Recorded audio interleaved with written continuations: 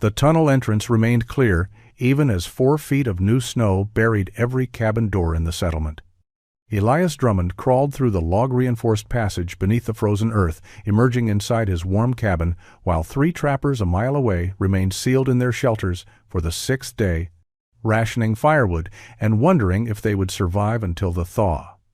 Before we continue, let us know where you're watching from, and if stories of frontier innovation like this one inspire you, hit that subscribe button because tomorrow's tale is even more remarkable than this one.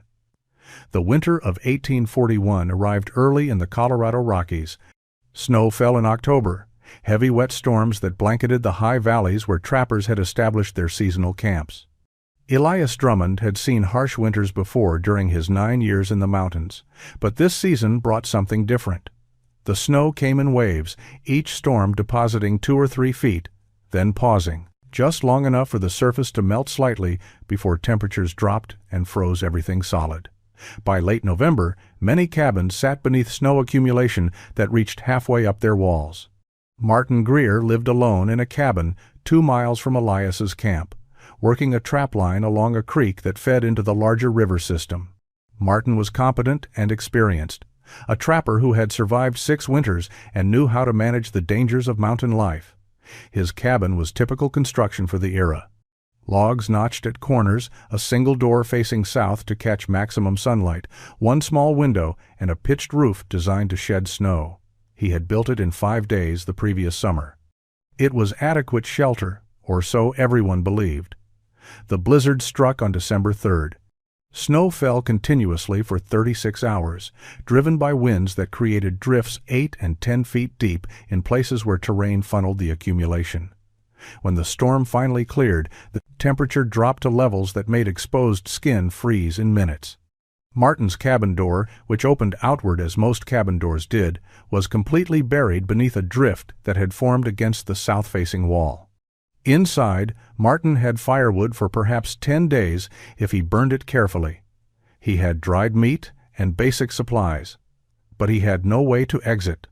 The door was packed solid, with snow compressed by wind into a density that approached ice. He tried pushing against it, using all his strength and body weight. The door moved perhaps an inch before the packed snow stopped it completely. He tried digging at the edges with a knife, but the gap between door and frame was too narrow to make progress. After 2 hours of effort, he accepted the reality. He was trapped until the snow melted or someone dug him out. Elias found him 6 days later.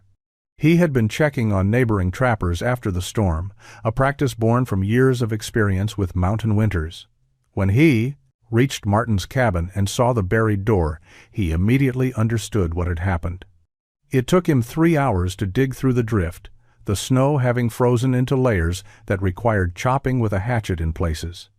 When he finally cleared the door enough to open it, Martin was weak from reduced rations and the psychological strain of entrapment. He had burned through most of his firewood trying to stay warm while wondering if anyone would come. They sat in the cabin that evening, and Martin spoke with unusual intensity about the experience. Not the physical discomfort or the fear exactly, but the helplessness. The realization that his shelter, the structure meant to protect him, had become a trap. That a natural weather event could seal him inside with no possibility of escape regardless of his skill or strength or preparation. Elias listened carefully. Something about Martin's words settled into his mind with uncomfortable weight, and he found himself unable to stop, thinking about cabin doors and snow and the fundamental vulnerability of how mountain men built their shelters. Over the following weeks, Elias visited other trappers scattered throughout the valley system. What he discovered troubled him. Martin's situation was not unique. It was routine. Nearly every trapper had stories of being sealed inside their cabins for days at a time during heavy snow years. They spoke about it casually, as if entrapment was simply another hardship to accept like cold or hunger or the constant threat of bear encounters. Henry Caldwell, an experienced mountain man who had trapped for 15 years, laughed when Elias brought up the topic. He described winters where he had been sealed in for weeks, emerging only when spring thaw finally melted the accumulated snow enough to force the door open. He treated it as an inevitable aspect of mountain life, something to prepare for by stockpiling extra firewood and food. The possibility of changing the situation never seemed to occur to him. William Ashford had tried modifications. He had built his cabin door to open inward rather than outward, reasoning that he could push snow away from inside. But inward opening doors created their own problems. Snow that did enter the cabin during opening had nowhere to go. The door took up interior space. And when deep drifts formed, the pressure against the door from outside made it impossible to open regardless of which direction it swung. Robert Finch had attempted a different solution. He built his doorway 4 feet above ground level, requiring a log step to enter. The elevated entrance did reduce snow accumulation directly against the door. But during heavy snow years, drifts still reached the threshold, and the elevated entrance created hazards when ice formed on the step or when carrying supplies in and out of the cabin. The more Elias investigated, the clearer the pattern became. Every solution focused on the door itself, making it stronger, changing its orientation, elevating its position. But all these approaches shared a fundamental assumption that the door needed to be at surface level, accessible from the outside ground. Nobody questioned that assumption. They simply tried to make surface-level access more resistant to snow accumulation. What made the problem especially dangerous was not the initial snow burial. Most trappers could survive days or even weeks sealed inside if they had adequate supplies. The real threat came from the freeze-thaw cycles that characterized mountain winters. A storm would deposit heavy snow. Then a warming trend would melt the surface layers. Then temperatures would drop again, turning that melted snow into solid ice. This cycle repeated throughout winter, each repetition adding another layer of ice to the previous accumulation. By midwinter, cabin doors were not just buried in snow. They were sealed behind ice barriers inches thick, ice that had formed in layers over weeks or months. Digging through powder snow was difficult. Chopping through layered ice was exhausting and time-consuming. Some trappers sealed in their cabins during late winter faced ice barriers that required an entire day of work to penetrate from outside. Elias spent the remainder of that winter thinking about the problem with an intensity that surprised him. He was not an educated man. He had learned basic carpentry and construction from practical experience. But he understood something fundamental. If every solution people tried focused on the same approach, perhaps the approach itself was wrong. Spring arrived in April of 1842, and Elias left the mountains briefly to sell his winter's collection of furs in Denver. The settlement was growing rapidly, transforming from a rough mining camp into something approaching a permanent town. While conducting his business, Elias found himself drawn to construction sites where buildings were going up with surprising sophistication for frontier architecture. He watched carpenters framing structures, noting how they distributed weight and reinforced weak points. He observed stonemasons building foundations that extended below ground level to prevent frost heave. But what captured his attention most intensely was a mining operation on the outskirts of town where men were sinking a shaft into hillside terrain to reach a silver vein. The miners had excavated a tunnel that extended 30 feet into the earth. Elias spent an afternoon watching them work, asking questions about how they prevented collapse and managed water seepage. The foreman, a man named Patterson who had worked mines in Pennsylvania before coming west, explained the principles of tunnel construction with surprising patience. Support timbers placed at regular intervals, horizontal bracing to contain lateral earth pressure, roof beams sized to handle the compression load from above, drainage channels to divert groundwater away from the work area. Something clicked in Elias's mind as he listened. Tunnels went through earth, beneath the surface. Snow accumulated at surface level. Ground below the surface maintained relatively stable temperature even during winter. If a cabin could be accessed from below ground level, snow accumulation would be irrelevant. The idea seemed obvious once it formed, yet Elias knew he had never heard of anyone attempting it. Mountain men built cabins with surface-level doors because that was how cabins were built. The possibility of underground access had simply never been considered, or if considered, had been dismissed as impractical. Elias returned to his mountain camp in late May with his mind consumed by the concept. He spent weeks observing his own cabin and the land around it, thinking through the technical challenges: where to position a tunnel entrance, how deep to excavate to stay below the snow line but above the water table, how to reinforce the tunnel to prevent collapse, how to integrate it with his existing cabin structure. The more he analyzed the problem, the more convinced he became that underground access solved every issue that plagued surface doors. Snow could accumulate to any depth without affecting a tunnel entrance positioned 3 or 4 feet below ground level. Freeze-thaw cycles happened at the surface where temperature fluctuated. Underground, temperature remained more stable. A properly constructed tunnel would provide access regardless of surface conditions. In early June, Elias began marking out where he would dig. He chose a location on the north side of his cabin where prevailing winds were less likely to create deep drifts. He gathered tools, sharpened his spades and picks, and started collecting logs that would serve as reinforcement timbers. Henry Caldwell visited during these preparations and asked what Elias was planning. When Elias explained the tunnel concept, Henry stared at him in silence for a long moment, then laughed so hard he had to sit down. The idea of digging underneath a cabin to create an entrance struck him as the most absurd thing he had heard in 15 years of mountain living. Elias began excavation in mid-June, when the ground had thawed completely from winter frost. He started by digging a trench parallel to his cabin's north wall, working inward from a point 8 feet away from the foundation. The trench was 4 feet wide, giving him room to work and install reinforcement. He dug carefully, removing soil in layers and piling it systematically where it would not interfere with construction. The first challenge emerged within days. At 18 inches depth, he encountered a layer of dense clay that resisted his spade and required picking to break through. The clay was heavy and sticky, clinging to his tools and making progress exhausting. But Elias recognized that clay also meant good news for tunnel stability. Clay held its shape better than loose soil and was less prone to sudden collapse. By the end of the Dua, first week, he had excavated a trench 3 feet deep and 6 feet long, angling toward his cabin foundation. The work was brutal. Every shovelful of earth had to be lifted out of an increasingly deep hole. His back ached constantly. His hands developed blisters that broke and bled, then calloused over. But he continued methodically, measuring depth regularly to ensure he maintained consistent grade. Water presented the second major challenge. A spring rain in late June filled his excavation with 8 inches of muddy water overnight.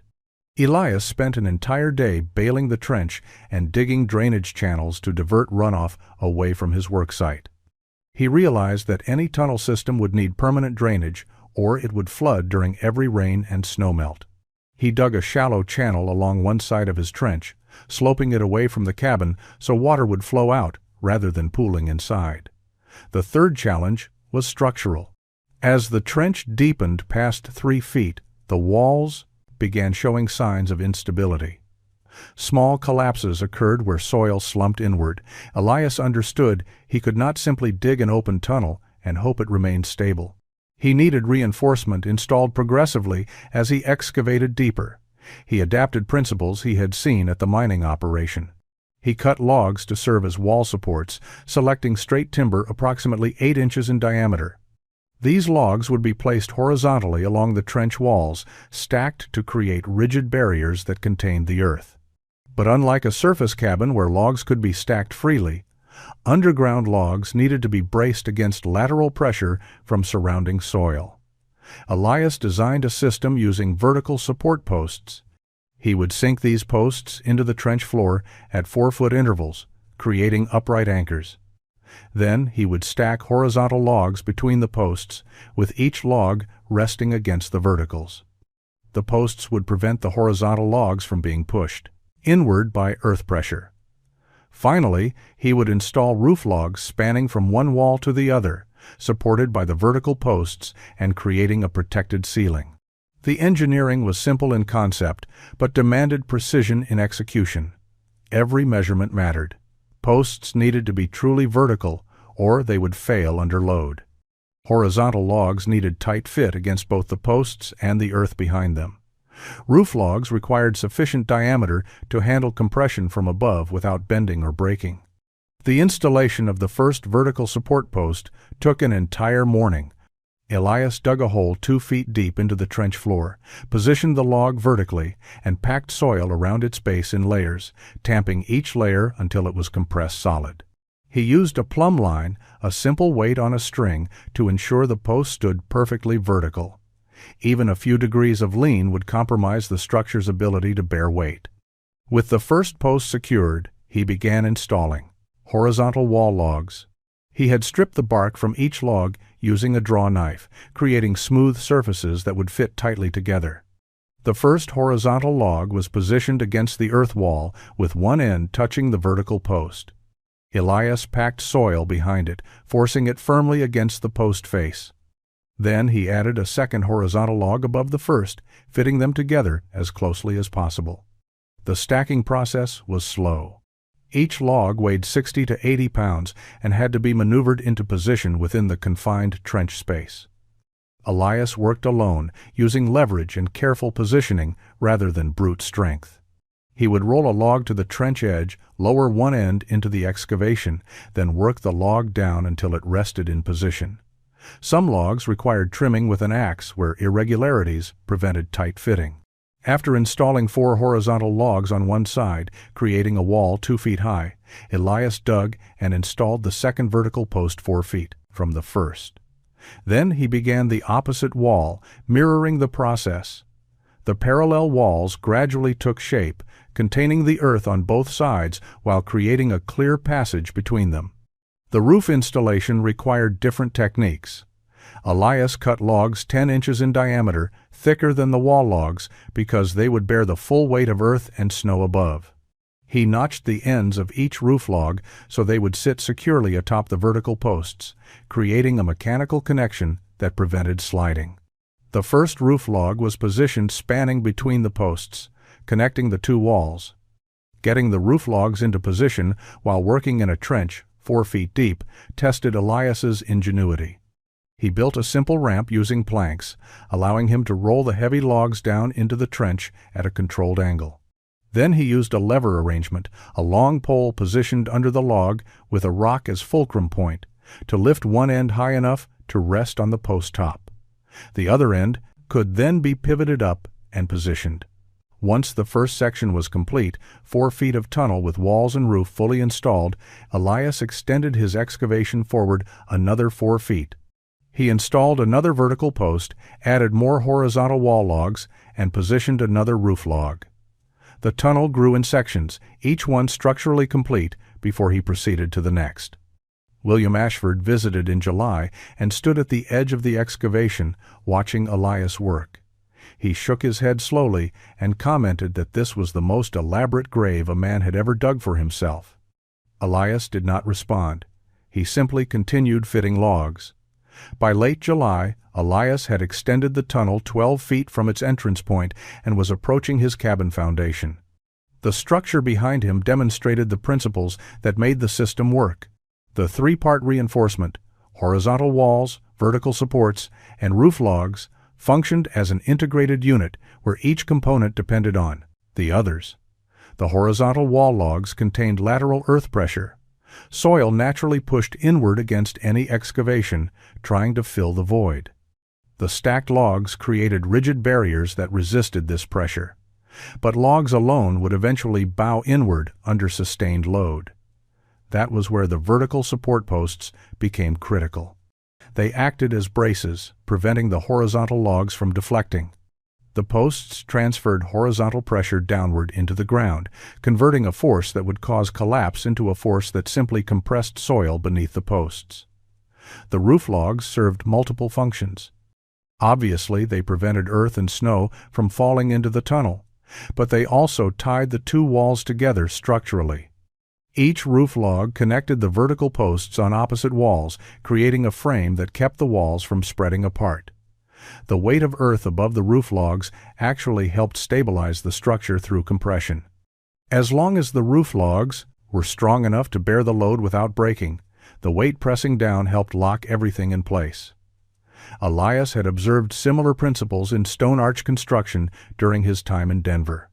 An arch carried weight by converting downward pressure into lateral thrust against the arch supports. His tunnel used the same physics. The roof logs acted like a horizontal arch, with vertical posts serving as the supporting pillars. The difference was that his structure used compression and friction rather than complex curves to achieve stability.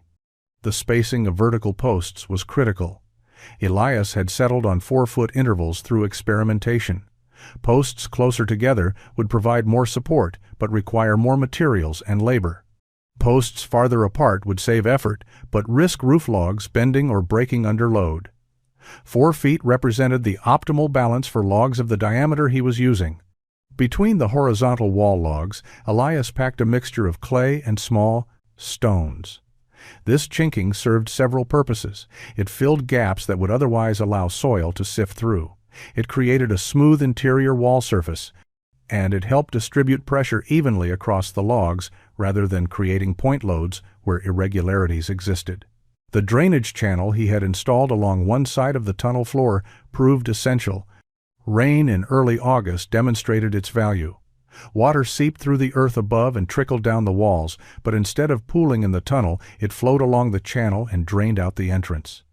Elias had sloped the entire tunnel floor slightly, just a few inches over its 12-foot length, ensuring water moved away from the cabin rather than toward it. Ventilation was another consideration.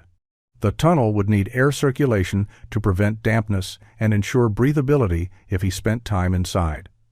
Elias positioned the entrance facing prevailing winds, allowing natural air movement to sweep through the passage. The temperature inside the tunnel remained noticeably cooler than surface temperature, typically 10 to 15 degrees lower, a natural consequence of being surrounded by earth. The final stage of construction involved connecting the tunnel to his cabin interior. Elias carefully removed a section of the lowest logs on his cabin's north wall, creating an opening 30 inches wide and 24 inches high. The opening was positioned at floor level inside the cabin but opened into the tunnel at a point where the passage was still 3 feet below exterior ground surface. He reinforced the cabin wall around this opening using additional vertical posts inside the cabin itself, ensuring that removing the wall section did not compromise the cabin's structural integrity. Then he built a door for the tunnel entrance, a thick plank construction similar to his cabin's main door but sized to fit the smaller opening. The door was hinged on the interior and could be barred from inside the cabin, providing security while allowing quick access to the tunnel when needed. At the exterior tunnel entrance, 8 feet from the cabin, Elias constructed an entrance structure that would remain accessible even under heavy snow. He built up the sides using stacked logs, creating walls that extended 18 inches above ground level. These walls funneled into the tunnel entrance like a chimney in reverse. The roof over this entrance section was particularly robust, using logs 12 inches in diameter to support what would become substantial snow load. Inside this entrance structure, Elias created storage space for firewood. The protected area could hold a week's worth of fuel, accessible even during the worst weather. He also installed a simple ladder, 3 thick rungs attached to the vertical posts, allowing easy descent into the tunnel from ground level. The entire construction had consumed 6 weeks of intensive labor. Elias had worked nearly every daylight hour, with breaks only, for necessary tasks like hunting and maintaining his trap lines. His hands bore permanent calluses from shovel and axe handles. His back had adapted to the constant strain of lifting and positioning heavy logs. He had moved approximately 8 tons of earth and installed 43 logs of various sizes into the tunnel structure. September brought the first signs of approaching winter. Temperatures dropped at night, creating frost on grass by morning. Elias spent these weeks stockpiling firewood, processing meat from a deer he had killed, and preparing his cabin for months of cold. He filled the tunnel entrance storage area with split wood, stacking it carefully to maximize capacity. Robert Finch stopped by in late September and asked to see the completed tunnel. Elias showed him through the system, pointing out the reinforcement structure and explaining the drainage design. Robert listened politely, but his expression remained skeptical. He commented that Elias had spent an entire summer building something that might never be necessary. A mild winter would make the whole effort pointless. Elias acknowledged this possibility, but did not seem troubled by it. He had built the tunnel not for one specific winter, but for the inevitable season when conditions would make it essential. Whether that season arrived this year or 5 years from now mattered less than having the solution in place when needed. The winter of 1842 began quietly. November brought moderate snowfall, accumulations of 6 to 8 inches that melted partially between storms. December continued the pattern. By the end of the year, snow depth around cabins was manageable, perhaps 2 feet in most areas. Trappers went about their work normally, checking lines and processing pelts. Some made jokes about Elias's unnecessary tunnel sitting unused while everyone else accessed their cabins through regular doors without difficulty. January brought change. A storm system moved into the Rockies on the 8th and settled over the high valleys like a stationary siege engine. Snow fell continuously for 3 days, heavy wet flakes that accumulated at a rate of 2 inches per hour during peak intensity.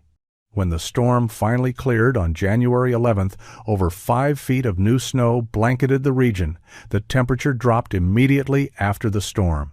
Clear skies and Arctic air sent thermometers to 20 below zero. The snow that had fallen wet and heavy froze solid. Then, 4 days later, a warming trend arrived. Daytime temperatures rose above freezing, melting the surface layer of snow into slush. Nighttime temperatures dropped again, refreezing the slush into a hard crust. This cycle repeated. Melt during the day, freeze at night. Each cycle added another layer of ice to the existing snowpack. By late January, cabin doors throughout the valley were not just buried, but sealed behind ice barriers that had formed in layers. Trappers who had dug themselves out after the initial storm found themselves trapped again as ice formed overnight. They would spend hours chopping through the ice, clearing their doorways, only to have the next melt-freeze cycle seal them in again. Elias experienced none of this. His tunnel entrance, positioned 3 feet below original ground level, remained accessible throughout. The entrance structure he had built extended above the snow, and the vertical descent into the tunnel meant accumulated snow simply sat on the roof logs he had installed. He descended the ladder, walked through his reinforced passage, and entered his cabin through the interior door. The system worked exactly as he had envisioned. Charles Brennan discovered this during a visit in early February. He had spent 2 days digging out his own cabin after being sealed in, then traveled to check on other trappers. When he reached Elias's location and saw the tunnel entrance clear while snow buried everything else, he initially could not understand what he was seeing.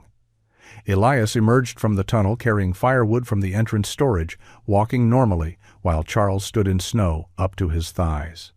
Charles descended into the tunnel and examined the construction with careful attention. He touched the horizontal logs, tested the vertical supports, looked at the roof structure bearing tons of snow without sagging.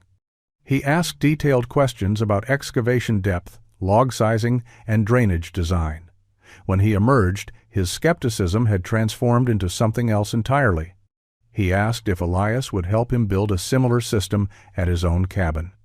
The winter continued its pattern of storms, followed by melt-freeze cycles through February and into March. Elias maintained continuous access to his shelter while other trappers struggled with repeated entrapment. Spring arrived late in 1843. Snow persisted into April, finally melting enough by mid-month to allow travel between camps. Trappers emerged from a winter that had been notably harsh even by mountain standards. Several had burned through their entire firewood supplies and resorted to breaking up furniture for fuel. 2 trappers had abandoned their cabins entirely during February, hiking out to Denver rather than endure further entrapment. Martin Greer visited Elias in early May and asked directly if Elias would teach him the tunnel construction technique. Martin had been sealed in his cabin 4 separate times during the winter, each incident lasting between 3 and 7 days. The psychological strain of repeated entrapment had affected him more than the physical hardship. He wanted a solution that would prevent him from ever experiencing that helplessness again. Elias agreed and spent 2 weeks helping Martin excavate and build a tunnel system at his cabin site. The process went faster, with 2 men working. They completed the excavation in 5 days and had the reinforcement structure installed within another week. Martin learned the principles as they worked: the importance of vertical post placement, the need for drainage channels, the proper sizing of roof logs to handle snow load. Charles Brennan began his own tunnel construction in June, working alone but following the design Elias had shown him. He made modifications based on his specific site conditions. His cabin sat on rockier ground that made excavation more difficult but provided better natural drainage. He adjusted the tunnel depth to accommodate the rock layer, going slightly shallower but compensating with a more robust entrance structure. Word spread through the scattered trapping community during the summer of 1843. When trappers gathered at trading posts or encountered each other along trails, conversation frequently turned to the previous winter's hardships and the tunnel solution that had allowed Elias to avoid them. Some remained skeptical, viewing the construction effort as excessive. But others, particularly those who had suffered most during winter entrapment, began planning their own versions. By fall, 7 trappers in the valley system had built or were building foundation-level tunnel access to their cabins. Each design varied slightly based on individual circumstances and available materials. William Ashford, who had mocked the concept initially, built a shorter tunnel only 6 feet long but excavated it 4 feet deep to ensure it stayed well below the snow line. Daniel Whitmore built an elaborate entrance structure with a covered roof that created a small sheltered area at the tunnel mouth. The phrase Drummond Tunnel entered casual usage, though Elias never encouraged the attribution.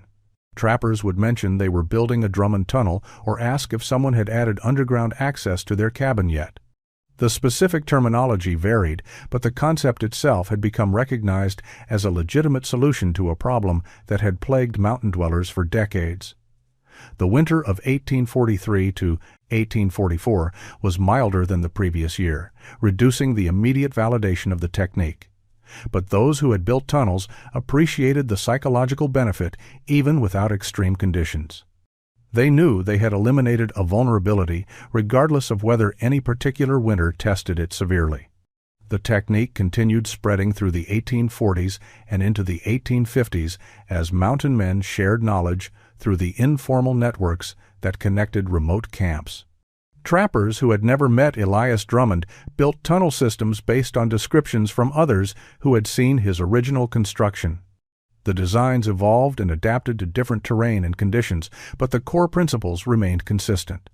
Access positioned below the snow accumulation zone, reinforcement using the 3-part log system, and drainage to prevent water problems. The practical advantages extended beyond emergency access during extreme weather. Tunnels provided protected storage for firewood and supplies that remained dry and accessible regardless of surface conditions. They offered escape routes if cabins caught fire or faced other emergencies. In regions where hostile encounters occurred, some trappers modified their tunnels to serve as defensive positions or concealed exits. Documentation of lives saved by tunnel access is incomplete because survival often went unrecorded.